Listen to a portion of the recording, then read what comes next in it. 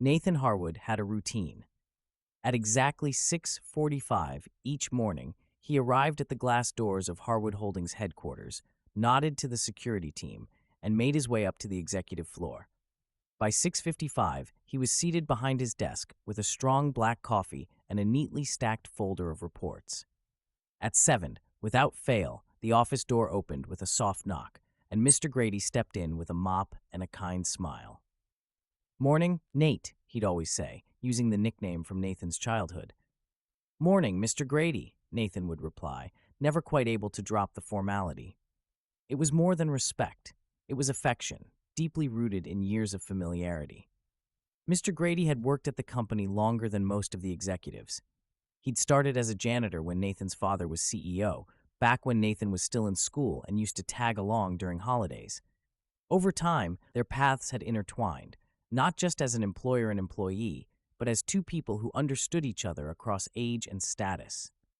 When Nathan became CEO himself, he made sure Mr. Grady's pay was generous and his work manageable, offering bonuses under the guise of performance rewards, knowing full well the older man would never accept charity.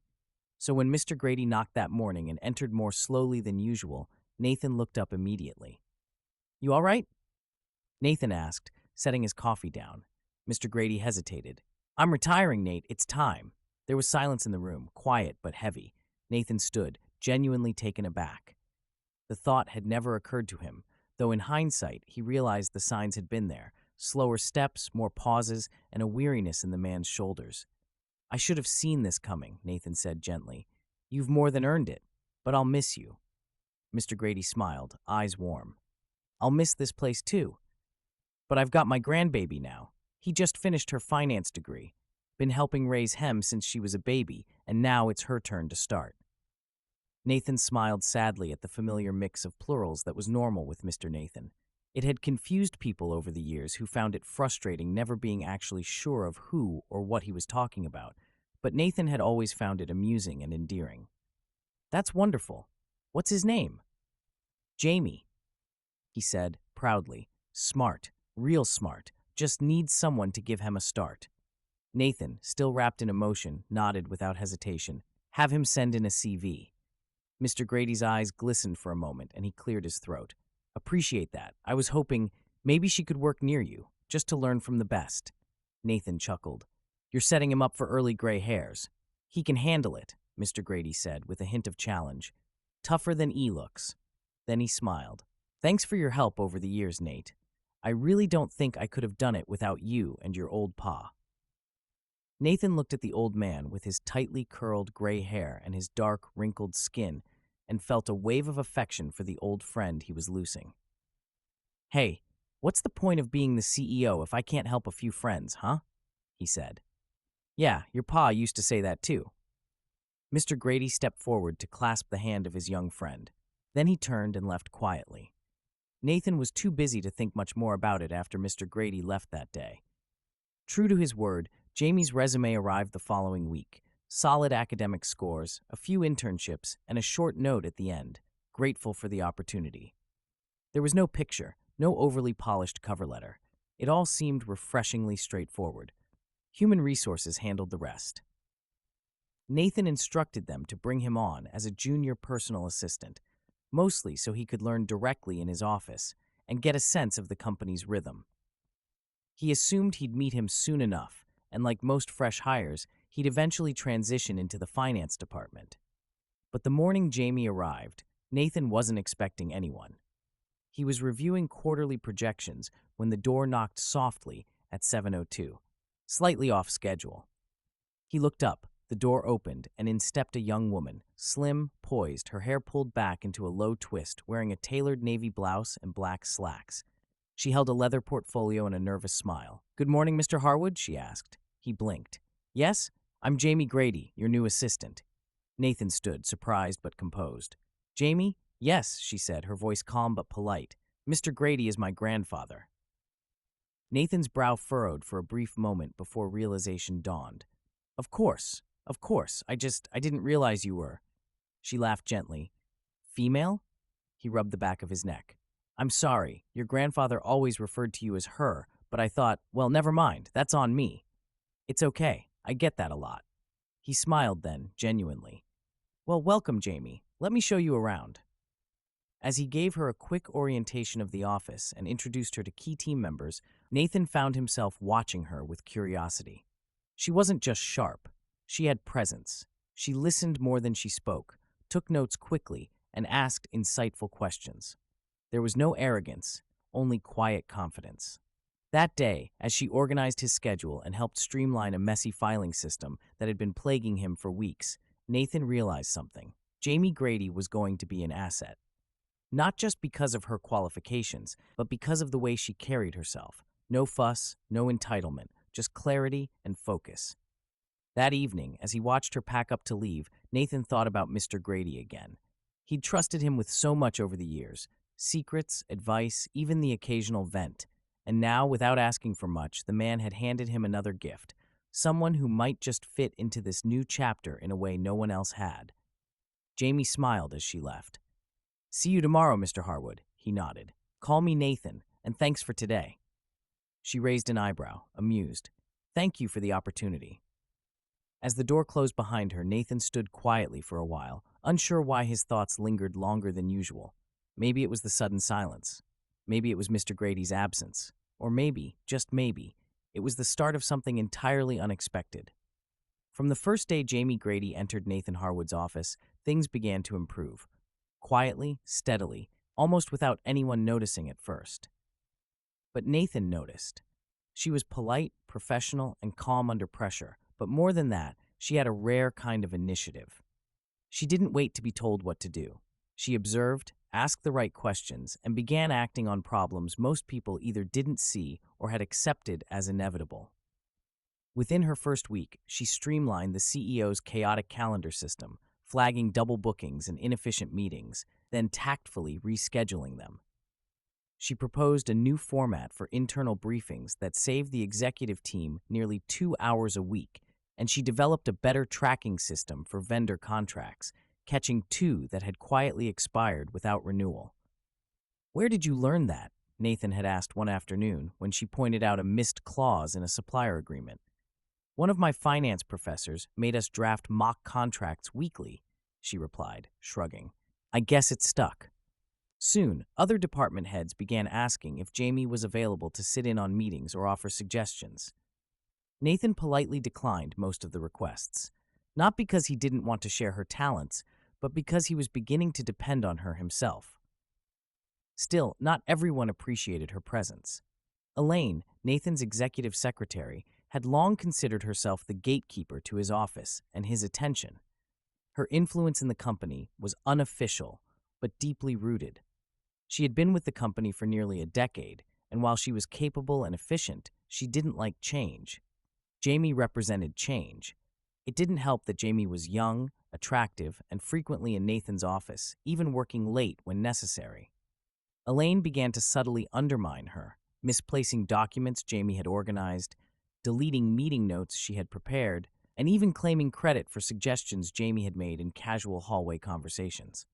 But Jamie, aware of the tension, stayed focused. One day, a confidential document was leaked to a competitor, a summary of a pending acquisition deal that only a handful of people had access to. The leak threatened the entire negotiation. Suspicion fell across the top-level staff, and an internal audit was ordered. Jamie, curious and concerned, began quietly reviewing system logs and access permissions after hours. She wasn't part of the audit team, but she knew how to work with data. In college, she had taken an advanced elective on digital forensics, just for fun, she'd once told her grandfather. After a few late nights, she found something odd, an irregular access log from a workstation used by a junior marketing manager named Ryan Dorsey. On the surface, he had no reason to access the financial reports folder, but there it was, his login, time-stamped during a weekend. She flagged the finding, submitted it to HR, and informed Nathan in private. You're not officially on this investigation, Nathan said, though his voice was more impressed than concerned. I know, but I thought you'd want to see it. A full inquiry followed, and Ryan was called in. Under pressure, he admitted to leaking the document in exchange for a promised job with the rival firm. He was immediately terminated.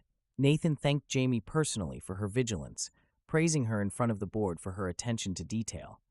But one piece didn't add up.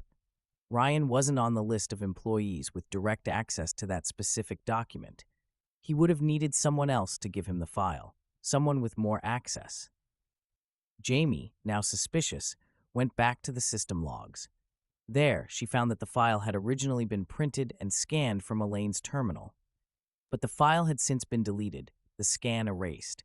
Without hard evidence, there was nothing to prove Elaine's involvement, and Ryan, perhaps out of loyalty or fear, never mentioned her name. Still, Jamie kept her distance. She didn't accuse Elaine, nor did she gossip. She simply redoubled her efforts in her role, always 2 steps ahead, always prepared. And Nathan noticed that too. He began to rely on Jamie in more strategic ways, asking for her thoughts on presentations, letting her preview reports before board meetings, trusting her instincts when problems arose. He also began to see her differently, not just as the granddaughter of his old friend or the bright new hire who could handle anything. He saw how she listened intently when people spoke, how she smiled when she solved a problem, how she never tried to impress anyone but always ended up doing just that. One evening, they stayed late reviewing a merger plan. Nathan looked up to see Jamie leaning over the table, explaining a spreadsheet with calm precision. "You know," he said quietly, interrupting her mid-sentence, "my father always said the best people don't try to prove themselves. They just do the work, and it speaks for them." Jamie looked up, eyes steady. "Your father sounds like a wise man." Nathan nodded. "He would have liked you." There was a moment of quiet between them, the kind that doesn't feel awkward, just meaningful. Then Jamie smiled and looked back at the numbers. "Let me finish calculating this EBIT projection," she said. "Of course," Nathan replied, but he kept watching her a little longer than before. In the weeks that followed, Jamie became more deeply embedded in Nathan's professional world. She attended meetings with senior staff, helped draft proposals, and even managed to help secure a major deal by catching a line-item discrepancy during a due diligence review. Elaine, increasingly sidelined, grew colder. She began planting rumors about Jamie's relationship with Nathan, whispering to department heads about favoritism, claiming she had been demoted by proximity, not performance. Jamie heard the whispers but refused to engage. She knew she couldn't control what people said. She could only control what she did. And she kept doing it well. It wasn't supposed to happen, not like this. Nathan had spent years mastering the art of professional distance. He wasn't cold, but he was controlled. He knew how to draw a line and keep it drawn, especially when it came to his employees. And yet, working with Jamie day after day was starting to blur everything. She had been in his office for 4 months, and they had found a smooth of rhythm. Jamie had a quiet confidence that balanced out his fast-paced, often stressful days. Her ability to anticipate what he needed before he asked, her meticulous notes, her quick, thoughtful questions, it all added up to a working relationship that was unusually fluid. She wasn't just helpful, she was impressive. The first few days, he thought it was just a stroke of luck. Good instincts from her grandfather's raising, maybe. But it quickly became obvious she was sharp. When she presented a streamlined version of a complicated investor deck and added a visual breakdown of financials without being prompted, he realized he had underestimated her. And there was more. The way she paused before she spoke, her habit of fiddling with her pen while she concentrated, her thoughtful expressions during meetings, it all fascinated him. He caught himself watching her, not inappropriately, but definitely more than he should have. There was a moment he couldn't forget. She'd come in one morning with her hair loose for the first time. It was a full, soft afro, rich black, perfectly shaped, and framed her face in a way that stopped him mid-sentence. He hadn't meant to stare, but the contrast between her usual bun and the crown of natural curls was arresting. She smiled a little when she caught him looking, but said nothing. All morning, Nathan found himself distracted. The curls bounced slightly when she moved, and he imagined what it would feel like to reach out and touch them, how soft they would be under his fingers. He never acted on the thought, of course, but the awareness lingered. It wasn't just physical. He was attracted to her mind, too. Jamie didn't try to impress him with flash. She asked smart questions. She took initiative in ways that didn't feel showy. She wasn't intimidated by his position, and yet she respected it. When she disagreed, she'd tilt her head slightly and start with, "I see it a bit differently, sir," which always made him smile. She was confident, but not arrogant. They started sharing coffee runs. At first, she'd bring him a cup out of habit. Then he began joining her downstairs. It became a quiet part of their mornings. No talking about work, just sipping hot drinks and talking about neutral things. Music, books, podcasts. He learned she loved true crime documentaries and read economic theory for fun. She had a dry sense of humor that caught him off guard, and sometimes when she laughed, it made him feel alive. And the late evenings started becoming more frequent. He tried not to let it happen, but when there was a deal closing or a document needing his input, she always volunteered to stay late. "Might as well finish it today," she'd say. And he'd nod, appreciating her work ethic, even as he was aware of the hours stacking up. They sat side by side more than once, poring over edits. One evening, she leaned over to show him a note, and he caught the faint scent of her hair, something sweet and clean. He'd leaned back, startled at his own reaction. This was dangerous territory. Nathan began reminding himself constantly that she was the granddaughter of a man he respected, even loved. He had known Jamie's grandfather since he was a child. The man had taught him to mop a floor when he was 10, showed him how to find work worth doing even when no one noticed. He was proud to have helped him over the years, quietly, respectfully. And now this. Jamie. He didn't know if her grandfather would approve. Hell, he didn't know if he approved. Still, that didn't stop the subtle pull between them. One afternoon, she came into the office with eyes full of excitement, holding a folder of corrected reports. She had found an error, a small but critical mistake that had slipped past 3 departments. "Just thought I should flag it before we send anything," she said, holding out the report. He read her notes and looked up slowly. "Jamie, this is excellent. I don't know how you caught it." She shrugged modestly. "It felt off, so I went digging." Nathan leaned back in his chair, watching her as she stood in front of his desk. Her professionalism, her humility, it struck something in him. She wasn't just good at this job. She had potential. Serious potential. "You know," he said finally, "I brought you on because your grandfather asked me to. I thought I was doing him a favor." She smiled. "I know." He tapped the folder gently. "But you're earning this. Every bit of it." Their eyes held for a moment too long. There was a warmth there, acknowledgement, admiration, something more unspoken. Jamie looked away first. "Thank you, sir. Call me Nathan," he said quietly. She paused, then nodded. Still, both of them held their boundaries. Nothing more was said. But something had changed. Later that night, as he reviewed the day's notes at home, Nathan realized he had thought about her more than the numbers in front of him.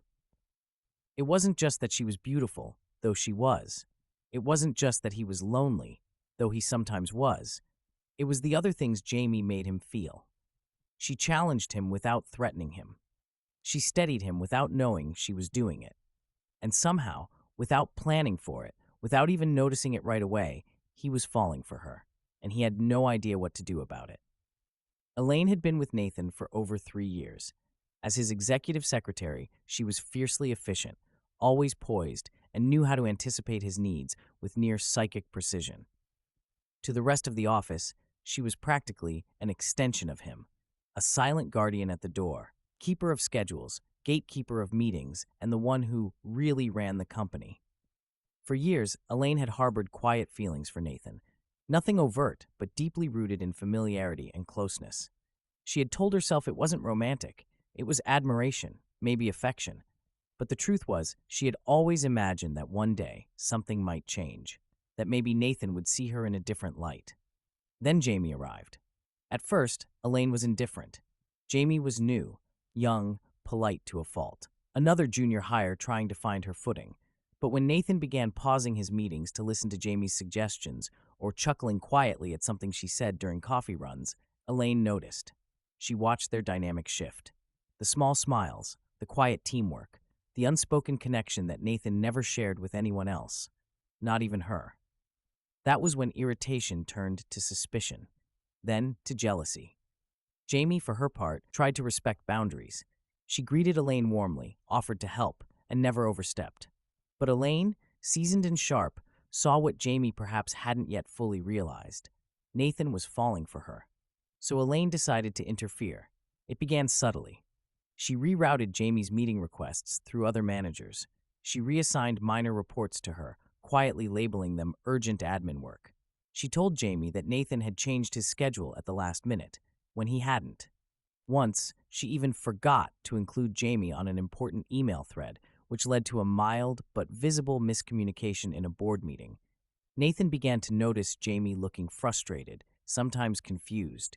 She seemed hesitant where she had once been confident. "What's going on with you lately?" he asked her one day after a long meeting. Jamie shrugged. "I guess I'm still adjusting. Some days are just tougher." He let it go, but it nagged at him. Jamie didn't fumble. Something wasn't right. Then came the breach. One morning, the legal team alerted Nathan to a serious issue. A confidential financial strategy report had leaked to a rival firm. Not the final version, but a version close enough to cause concern. Only a few people had access to the document: Nathan, two senior analysts, and Jamie, who had prepared the charts. Nathan called Jamie in privately. He was careful, respectful. "There's been a problem," he said, holding the printed report. "I need to ask, did this ever leave your desktop? Was it emailed, shared, copied?" Jamie blinked. "No. I worked on it, but I only saved it on the company drive. I followed the protocols." She was clearly shaken. Her hands trembled as she held the report. "Sir, I didn't share this with anyone." Nathan believed her. He didn't know how he knew, but he did. Her confusion wasn't staged. Her panic was real. Still, protocol demanded an investigation. He pulled in IT and had them do a full audit. They combed through logs, file access histories, and employee emails. The truth came out 3 days later. Elaine had forwarded the draft report to an external email, cleverly masking the trail through a series of redirected addresses. She had covered her tracks well, but not well enough. A slip in metadata tied the initial download back to her workstation. When confronted, she denied it briefly, then blamed stress. She claimed she had sent it by mistake while working from home. It didn't fly. Nathan called her into his office. His disappointment was visible, cutting through the professional shell he always wore. "You've worked with me for almost since I took over," he said quietly. "You know what this company means to me. Why?" Elaine didn't answer. Maybe she couldn't. Maybe pride or bitterness wouldn't let her. "I trusted you," he added. She left that afternoon. No drama. Just a quiet exit.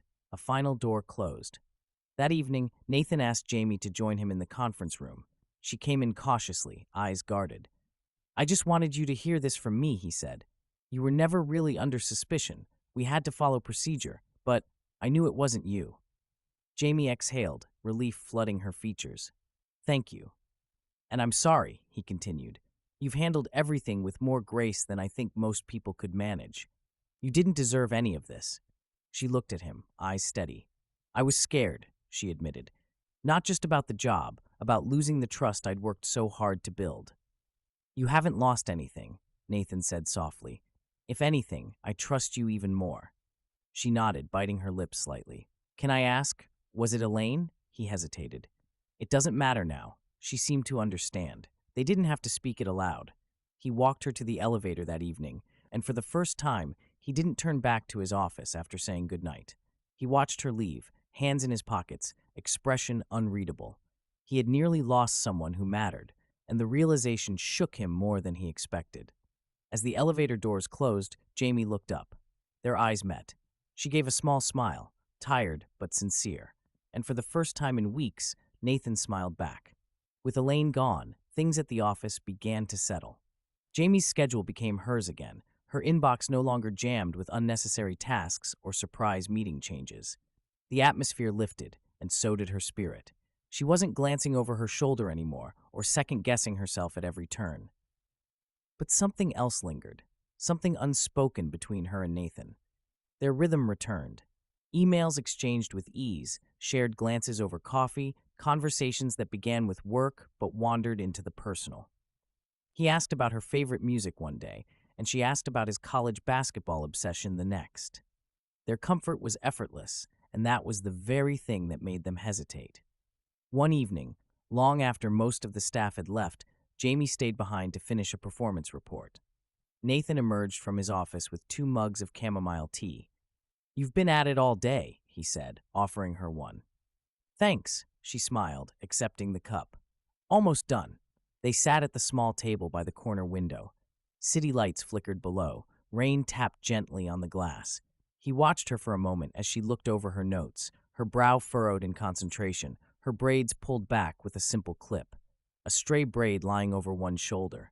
He resisted the impulse to brush it away. "I've been meaning to talk to you," he said finally. She looked up, alert.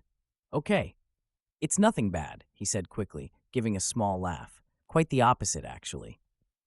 She relaxed, just slightly. "Go on." Nathan took a breath. "I've been trying to keep things professional, because I'm your boss, and because I've known your grandfather forever, and honestly, because you deserve someone who doesn't complicate your life." Jamie set her tea down.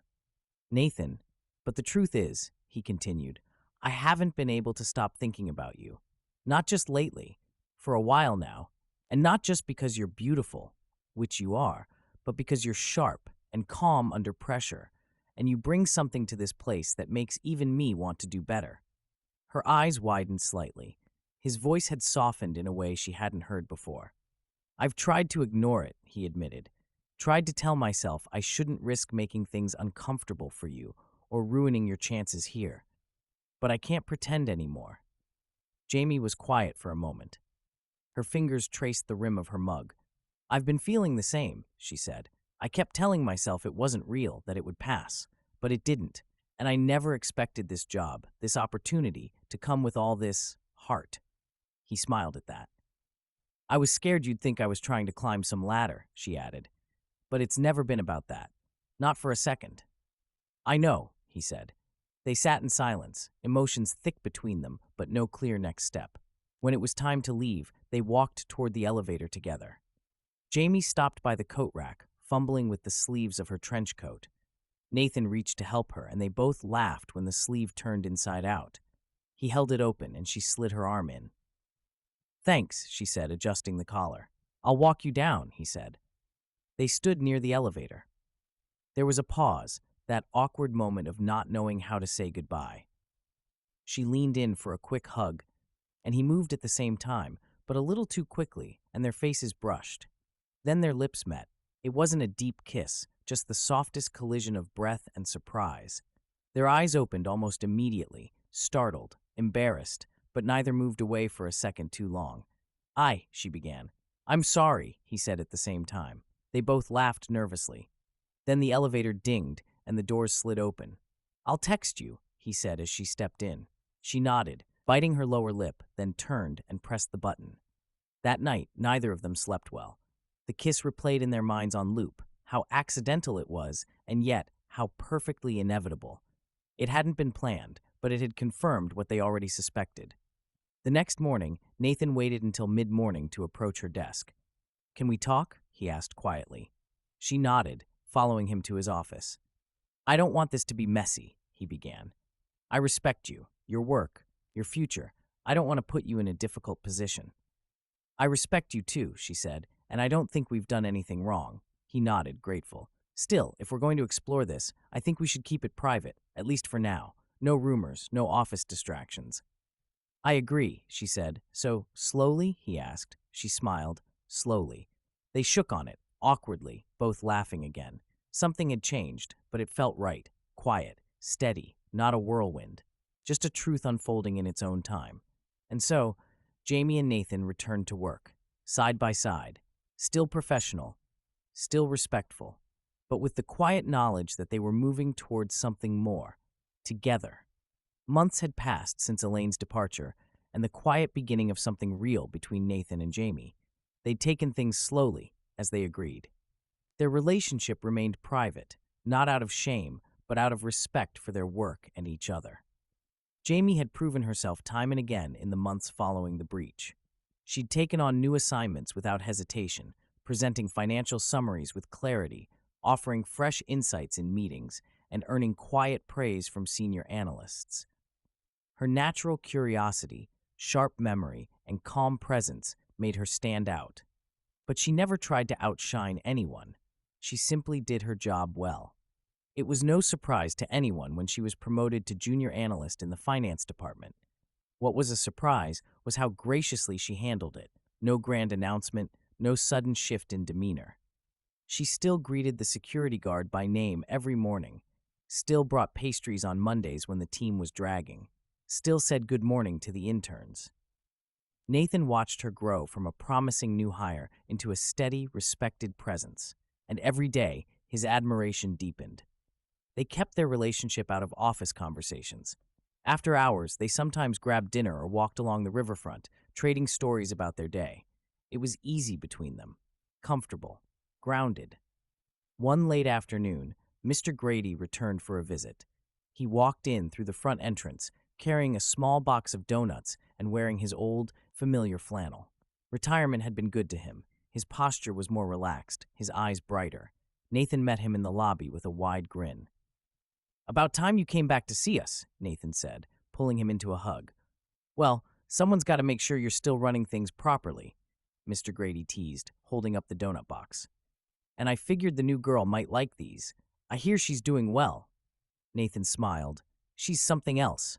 They took the elevator up together. When they stepped out, Jamie was just walking past, a tablet in hand. She stopped, then lit up. "Papa, what are you doing here?" "Hey, baby girl," he said, his whole face warming. "Look at you, fancy with the slacks and all." Jamie laughed, coming closer. "You saw me this morning, Papa. You could have said so then." He held her by the shoulders and looked her over. "They treating you right here?" She nodded. "Better than I ever imagined." "Good," he said. "You deserve it." He turned to Nathan, who was watching them both with a quiet smile, and blinked his eyes slowly, a glint of knowing in his gaze. "I knew you'd like her," he said to Nathan, voice low but deliberate. "Smart men always know what's worth keeping." Nathan gave a sheepish smile. "Took me a minute." "Got there," Mr. Grady replied with a wink. Later that day, when the office began to empty for the weekend, Nathan found Jamie in the break room, putting her tablet away. "Ready?" he asked. She nodded, slipping on her coat. They walked toward the elevator, side by side. No fanfare, no whispered gossip, just two people finishing a day's work together. At the lobby doors, Jamie reached for his hand. He took it without hesitation, lacing his fingers with hers. Outside, the evening was cool. The city buzzed with the beginnings of Friday night, but for them, everything felt still. "This was a good day," Jamie said, leaning her head back for a kiss. "They're all good days with you." Nathan replied, pressing his lips onto hers. They walked out into the street, hand in hand, heading toward whatever was next. What started as a simple misunderstanding, one name, one unexpected meeting, had become something neither of them planned, but both of them now cherished. And as they disappeared into the crowd, it was clear to anyone who looked, sometimes love doesn't arrive loudly. Sometimes it slips in quietly, in between coffee runs and late reports, and grows into something lasting, something worth keeping.